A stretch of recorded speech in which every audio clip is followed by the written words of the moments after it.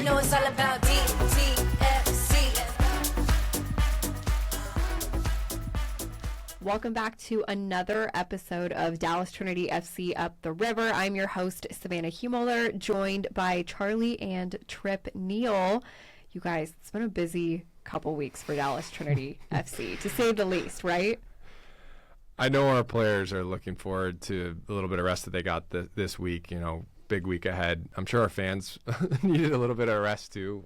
We've had a lot of watch parties and a lot of home games. So, but that's the fun of it. I mean, in the off season, you're waiting for season to come back. So I hope everyone's savoring every moment here as we kind of approach the final months.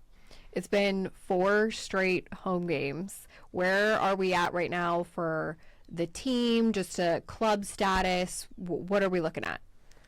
Yeah, I mean, we've been competitive across the league. We've beaten some good teams, and we've been in close matches as well.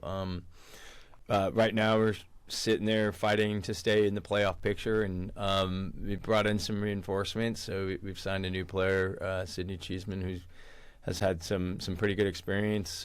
Played with the U23 national team most recently, and I think we're well positioned to get into the playoffs, which is an important goal that we need to accomplish as a club. The weather's getting great, so fans are starting to show up in droves. We're expecting more exciting matches as we hit the stretch run here.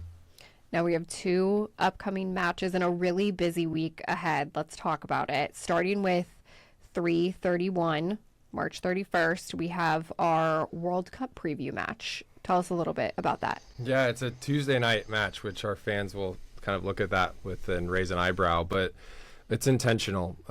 It falls right in the middle of Dallas Cup, and for those that have followed soccer in this area, Dallas Cup has been an immense, huge part of the growth of the sport in this area, and so we're doing a match in partnership with them. It's one of their slower dates, so we're hoping hundreds of young boys teams, girls teams come out to the Cotton Bowl. They'll have been there Sunday, so they have their opening ceremony. So I got to shout out the Dallas Cup. Hopefully everyone listening to this goes out there Sunday. It's such an amazing cultural experience. It's one of, if not the biggest international youth soccer tournament in the world. So you're going to have teams from every corner of the globe coming to play.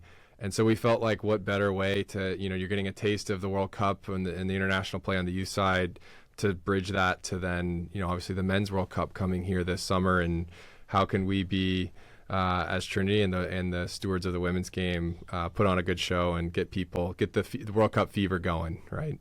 Isn't it crazy that the World Cup is just right around the corner? It's just in a few months. Crazy. It's right here. And fans for that match to almost preview the World Cup, what can they potentially get at the game if they come? A kit. So I think we've got some off. custom DTFC kits, very unique, one of one. So what we've done is we've built a DTFC base, and then we're putting different nations on them. So for fans who get there early, they'll get a choice of a couple of different countries. I think England, Mexico, Germany, there's some others. You'll be surprised. So make sure to get to the Cotton Bowl early on Tuesday evening, 3:31, and get a chance to get an exclusive jersey. Like I said, who knows if they'll be made next year, and there's a limited quantity. So it'll be a fun one. Folks can rep it with pride. We hope people are wearing it this summer when those nations games are going on, and maybe get it signed by a nation when they come here. I mean, Dallas has got 9 games, which is nuts to even think about how many different games are going to be here and how many different cultures are going to just immerse themselves in Dallas. So it's a lot of fun to look forward to. Yeah, these jerseys are awesome. It's a great way to get fans pumped up for the World Cup. Lots of things going on. And then to follow that match, we also have the 4-4, April 4th. It's going to be celebrating our abilities. Trip, tell us about that. Yeah, we're doing it for a second year in a row, and giving our fans an opportunity to connect with the disability community. So, the programming for that day, we've got Disability Soccer Clinic kicking off at 1 o'clock. Obviously, we expect a big turnout from the disability community, but we invite those that are not part of that community to come out and experience it, feel what it's like to to play soccer when you can't hear or can't see or don't have both your legs or whatever the case may be. There's an opportunity for you to try out those different forms of soccer. We're obviously going to highlight the people in that community during halftime. We have a little panel as well before the match. So it's a fun day to bring the community together, which, it's almost like a microcosm of the World Cup as well, which we've been talking about. It's just the way soccer kind of unites people and brings people together. People leave feeling really good about themselves, feeling inspired by what they saw. I know our players are excited. They're expecting a bigger turnout for those matches, and the matches mean more now as we wind down in the season. So we need all the support we can get, and hopefully everyone walks away having a great day and a pretty sweet jersey to wear as well. It almost feels like the next few months, almost previewing up to the World Cup and everything right now with Dallas Trinity FC, just the soccer community as a whole, I feel like is so involved, and there's new people getting involved in soccer. What do you want to say to any fans that are looking to get more involved or learn more, or to really just start gearing up for all the big things in soccer this whole year? I mean, there's no better way than coming down to the Cotton Bowl and seeing these women play. As Tripp said, I have to take a step back sometimes. Dallas is a city of winners, right? So we are in fourth place. That's right on the line of getting in the playoffs, but you can go one of two ways. It can be an opportunity to work our way up the table and maybe get a first or second seed and host a playoff match, or we can go the wrong way, and I don't even want to think about it. But regardless, we need the support of this community to come out, show up, be loud, be proud, show these women that give them that extra sense of energy. They need it. Like as you said, it's been a tough stretch, and we had a tough match against Jacksonville, who's at the top of the table, and I think that our players are going to take that as motivation for going into the final stretch here and trying to prove that result is not indicative of the quality of the team that we put on the field each and every week. So this is a great way to follow a team that plays with so much pride for this city and plays with passion, and that will roll into mid-May, where our regular season finale on 5/16. Hopefully a semifinal match the week after and a final the week after that. And then there you go. World Cup starts, I think, 2 weeks after that. So no better way to roll into World Cup fever than it's following like Trinity. The perfect warm-up for the World Cup. Like if you're a soccer fan or whether you're not a soccer fan, and you be curious, come out, check out what Celebrate Our Abilities is all about. Check out what Dallas Trinity FC is all about. Check out what our supporter section has just lit it up this season. They've got awesome chants. I saw they may be getting a new drum, too. New drum. Let's go. Hey, they lit some smoke up last game. I didn't see that. Nobody saw that. Yeah, we don't know what happened there, but it's starting to feel like a real World Cup atmosphere. And I think that's a great warm-up for what's to come in Dallas. Now, speaking of another great thing, later on this episode, we have a very special guest. How about you tell our listeners who that is? Yeah, so Dylan Rafaty from North Texas Disability Chamber. It's been a great partner and ally of ours since, I think, July of 24 was what I recall. And so we're very proud members of the North Texas Disability Chamber, as are other sports teams in this market. We like to put our words into action too. So, and Dylan, I think, respects that and appreciates that, because we bring out everybody to learn more, to experience more, and to provide a more inclusive environment. And so, Dylan has done a phenomenal job building up a massive chamber. Year-over-year growth is insane. With the number of groups he's bringing, he may not bring this up, but he has other municipalities in other states reaching out to him saying, hey, we see what you're doing in North Texas. How do we do that here? How do we do that in Oklahoma? How do we do that in Colorado? He's gotten a lot of interest from our state capital down in Austin, and the sky's the limit with Dylan. He's such a facilitator, such an ambassador, and a huge gift to our community. Well, we are very excited to have him on this episode, given the fact that he does so much in the North Texas community, and it's a really good preview for our April 4th match with Celebrating Our Ability. So we're going to go ahead and kick it over to that interview now with Dylan Rafaty.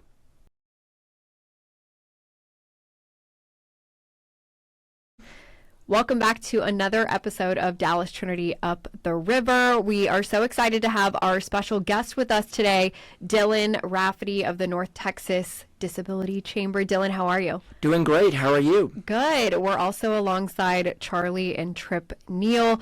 Dylan, for those who want to know what the North Texas Disability Chamber is, can you tell us a little bit about what it is and how you got started? Yes. So the North Texas Disability Chamber was founded 5 years ago with the sole mission of being a regional leader in advancing accessibility and disability inclusion in North Texas.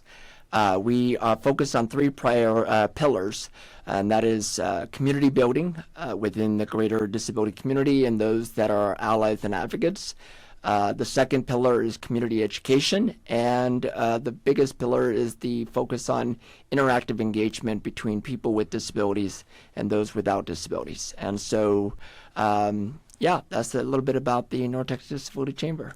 I'm curious, how did Dallas Trinity FC and the North Texas Disability Chamber come together and get associated? This was back in July of 2024. Charlie was there in the room at the Toyota sort of ballroom setting at Toyota North America in Plano. We were both presenters along with Jim.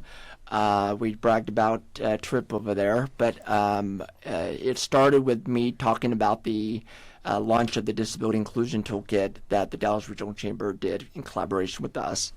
And later learned from Charlie and Jim about Trip after Annette, what's her name? Annette, the Miss Texas. Okay, anyway, so I forgot the last name. Sorry, Annette. I'm so sorry. I apologize. I know your last name. I just don't remember. Anyways, so it was a really full circle moment to really understand that there are leaders in the space who have lived experiences, and so we're also advocates. And so that's led to a conversation in the museum tour, and the rest is history. And then eventually Trip and I got to, I invited you guys to our event, and then kind of got into a sit-down meeting, and then the rest was history. It's incredible, you guys. That's great. And now you're building a lot of different things around celebrating abilities, and we have a match coming up that celebrates abilities. How does it all kind of go hand in hand? I think when we got started as a club, we wanted to do a variety of things, and one of those is to really engage with the community and give them an opportunity to feel like they're a part of something special. We have a whole lineup of constituents around DFW that we want to include in that, and the disability communities right up there with the best of them. And so we dedicated a match last year to doing just that. We did a little soccer clinic in the morning at SMU, had a bunch of kids out there and adults get a chance to play some soccer, different forms of soccer in the disability space. And then obviously get some up-close match experience and interactions with the players and whatnot. And so we wanted to build on that for this year. Having North Texas Disability Chamber support last year's match and continue to be a big partner in what we're doing this year has been hugely helpful, not only just in spreading the word, but giving it legitimacy and credibility. And we've become a little bit of a poster child for the rest of the league. I know there's a number of people that have reached out asking, how do we set this up? How do we go about engaging this community and do it in our hometowns? And so we're proud to be leaders in that respect. That's awesome, you guys. That's great. For you, Dylan, what is a success story or a moment that you're most proud of in working with the North Texas Disability Chamber? There's too many to list, to be honest with you, in 5 years. I think part of, everybody has a different measurable outcome. Some of them is more, quantitative, and others are more qualitative. For me, it's a mixture of both. And I was kind of alluded earlier in our private conversation, is that we're starting to see a trend of individuals coming forward and feeling a sense of belonging. When I first started, we had 4 individuals with disabilities who were very active. Now we have over 400 professionals with disabilities that are wanting to be more engaged and want to be a part of the conversation, that wants to have a space of engagement. One example is Braden with the equipment manager, right? Mm-hmm. That is with Dallas Trinity FC. So creating a space for him to engage and interact with members of our communities. Another we're seeing is that many of our events, we see a lot of nonprofits coming forward and wanting to be engaged and want to have a say, have a voice. And what we've seen is that those same nonprofits supporting their organizations are also supporting other organizations. And reality is, when we have a lot of registered nonprofits in the North Texas region, the competition is fierce. The funding are competitive. And so when I see what we're doing is that, at the end of the day, the very people who we're trying to support and serve, they actually funnel through all these organizations. And so everybody wins when we work together and collaborate and share ideas. So what we're seeing is qualitative in the sense, but quantitative, we're seeing huge numbers of participation. More dollars are being poured back into our communities. We're seeing mergers and acquisitions happen. We're seeing a lot of dialogue, and we're seeing companies reinvesting in the space and finding whether to improve their culture, to increase their employment pipelines. It could be simply reinvestment to the communities. I mean, there's just a whole bunch. That's awesome. That's and great. A good example is Dallas Trinity FC, like Tripp mentioned, is they are really setting the standard for across professional sports teams. And I think that's really the key factor here that I don't want to underscore, is that your investment into this space. There is a lot of unique challenges, but at the end of the day is that as long as you're investing toward it, and then eventually training and encouraging other sports teams to follow the pipeline. How does that trickle down to even the youth and youth leagues and them getting involved with the whole idea of the North Texas Disability Chamber? Is there any background with kids starting at a young age and then getting into that pro sport life? So we're more of a convener. So we rely on a lot of the other organizations that do the day-to-day programming. There's obviously a connection I made via email. I don't know if you saw it, but there's a lot of great opportunities of partnering with Power Sense, another youth-based organization. There's the Warren Center. There's the Sensory World. There's United Rocks. There's a lot of youth-based organizations like the Sandlot, for example, also supporting individuals with intellectual and developmental disabilities. All of those organizations are doing the great work. Our job is really be that voice and that connector and that bridge between the sports realm, in this case Dallas Trinity FC, and those organizations. We're excited for the home match. Will you be there, Dylan? Of course. Why? I mean, just had to make sure. No. I just the fact is, and I want to give credits to Tripp and Charlie and the rest of the family for wanting to invest in this. Tripp, you have a lived experience, and you are a former professional player, and I'll go ahead and brag about this, but it's not in the plan. But Tripp, we recently announced that Tripp will be the namesake award of the Tripp Neal Community Impact Award, and the idea behind that is to inspire professional athletes as well as sports executives who want to devote their time, talent, and treasures in support of our communities.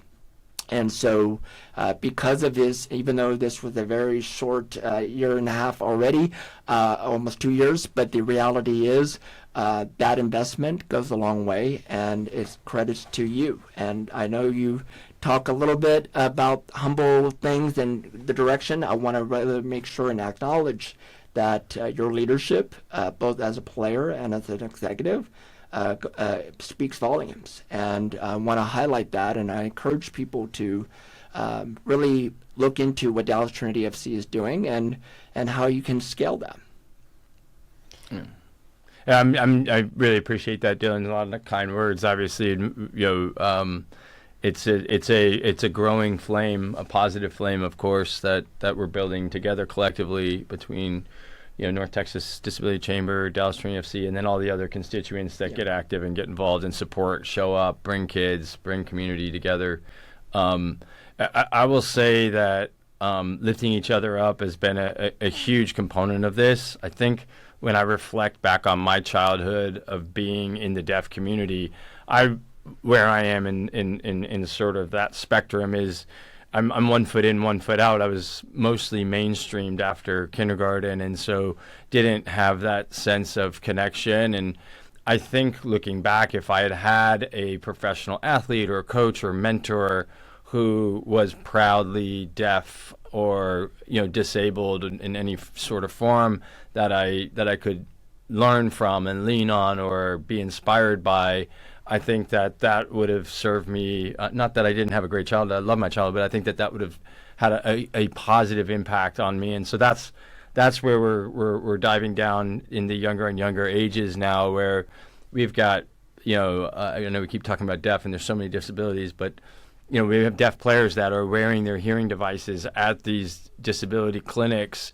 and they kneel down and they stand and take a picture with somebody else who's got the same hearing device, and that's a powerful moment. Or they sign a jersey. That kid wants to be like that, deaf national team player or that Dallas Trinity FC player who's supporting this community. And so I think it changes the narrative from, maybe sheltering and hiding a disability to being proud of one. Can I also add, Charlie, you've been very quiet, by the way, Charlie. I want to really highlight, I really want this to come out because I think it needs to be heard. You're also a sibling of Trib, and you grew up with Trib, and you also played sports. And I'd love to hear your sort of perspective on that, because I do think that needs to highlight this. Yeah, I'm being quiet because I'm just in awe of both your stories. So obviously I've lived with my brother my whole life, being the younger brother, right?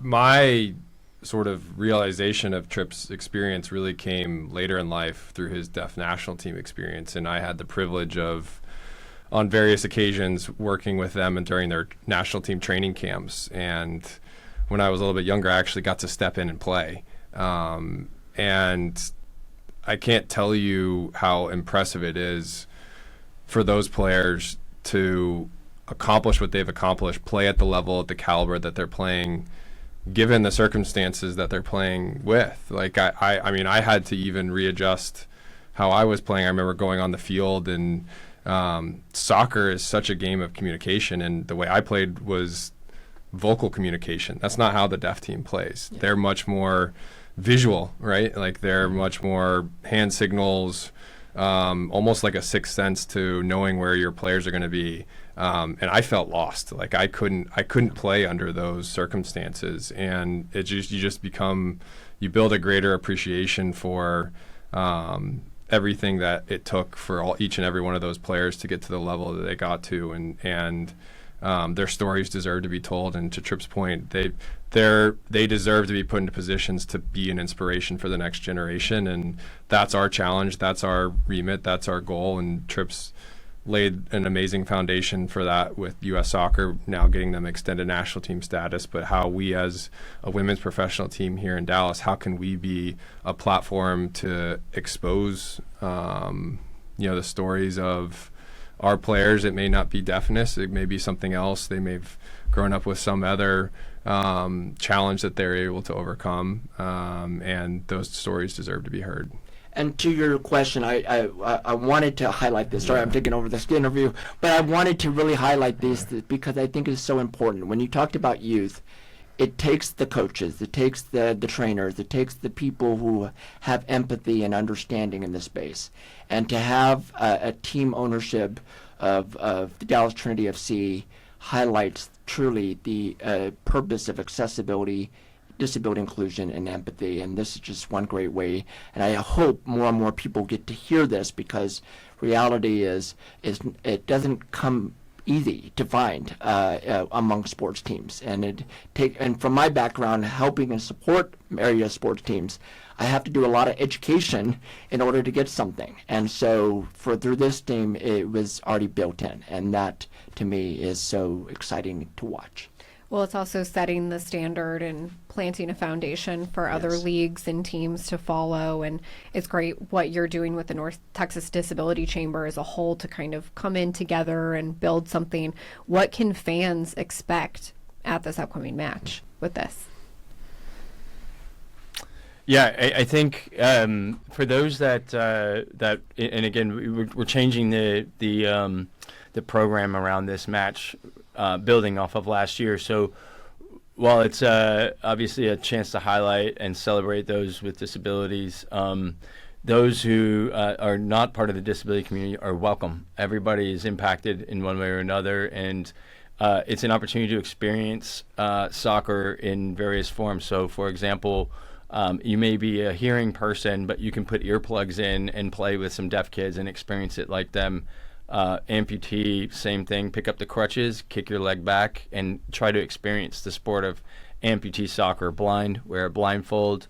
It's all a level playing field. Listen to the sound of the ball. Try to see if you can find it, and appreciate the difficulties that some of these other kids who are in that community go through on a daily basis through sport or life or otherwise.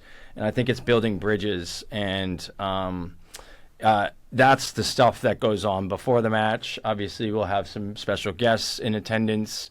We'll have a panel that's set up and an opportunity for some networking to just continue to build relationships. But then once the match gets here, I think you can expect competitiveness. You can expect interactions from our players with the fans before and after. I know we've got a little special nugget planned for halftime. I think there'll be a dance competition, so that'll be an all-inclusive dance competition, which would be exciting to watch. Has Dylan volunteered? Well, I volunteer, but we might change it up a little bit.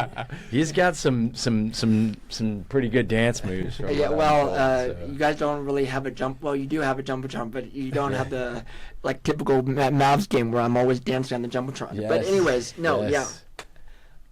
all great things. I think one thing for sure is that they're learning as they go, and as you build the program and so forth, we encourage everyone to show up, be present, and show out. So show up, have fun, engage with people, be present, enjoy what you see, and then show out, tell everybody about it, and come back again next year. Dylan, how can fans or anyone outside of the match get involved with the North Texas Disability Chamber or learn more about it? That mantra that I just said seconds ago is just show up. I think reality is there's so many great organizations doing the great work. Our job is to amplify it and to be a voice and connect people with the right people that are doing this work. I think so show up, be present. A lot of things that people don't realize is that we're so bogged into what we're reading or what we're seeing, but maybe there's a story behind it. And sometimes you need to comprehend a little bit more and try to investigate and learn more about it. And then meet people who are in the room, get to know them, chat with them. I challenge you to chat and maybe interview Tripp and Charlie and the rest of the team. Really get to know them and their stories, because frankly, I like to hear more of these stories, especially from a sibling. I have an older brother, so I kind of understand these things. But I will say is that the challenge with all of this is really to show out, is to let people know the work that is being done and how you can be involved. And so Everybody has a different passion, a different value, different system. I would just find what your values are and align with the organizations and the people you want to team up with.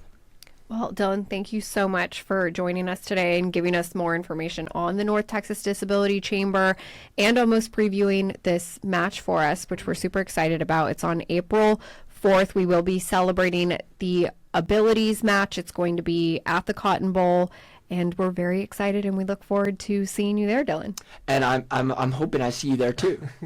Well, yeah, of course. Man is in the There you dance go. competition. Yeah. There you go. I could be in the dance competition. Before Dylan goes, Dylan, you're too humble, and I think it's worth calling out. Like, we started this club in so many ways to create community, right? We were filling an opportunity gap of there's never been a women's professional team in this market, and this market has been in such need of filling that gap for not only young girls to have professional athletes to be inspired by, but young boys.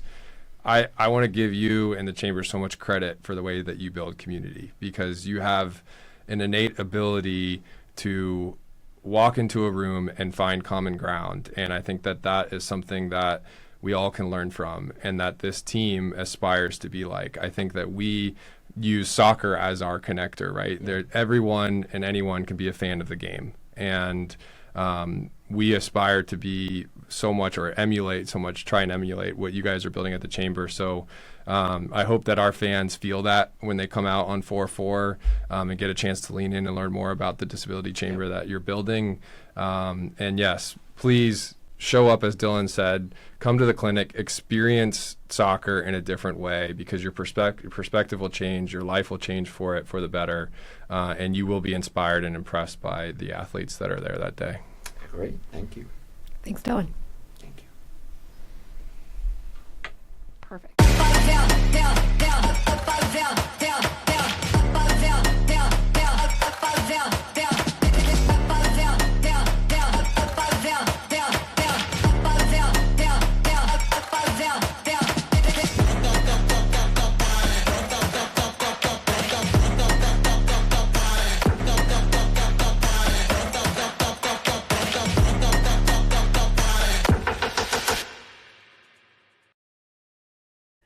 Thanks again for joining us for another episode of Dallas Trinity FC Up the River. We were so happy to have Dylan Rafaty on today, and joined also by Charlie and Trip Neal. Coming up this week on Tuesday, March 31st at 7:30 p.m., Dallas Trinity FC will kick off at the Cotton Bowl at 7:30 p.m. It is the World Cup preview, which means if you show up early, you could take home one of these jerseys with a country that is playing in the World Cup. So very exciting. These are very limited, so make sure you arrive to the Cotton Bowl early. And then coming up on Saturday, April 4th, Dallas Trinity FC is kicking off again at the Cotton Bowl at 4:30 p.m. And that's going to be our Celebrating Our Abilities match. Lots of really great things all game long, a very special halftime for all the fans, and we're so excited to see you all there. Again, thanks for joining us again on Dallas Trinity FC Up the River.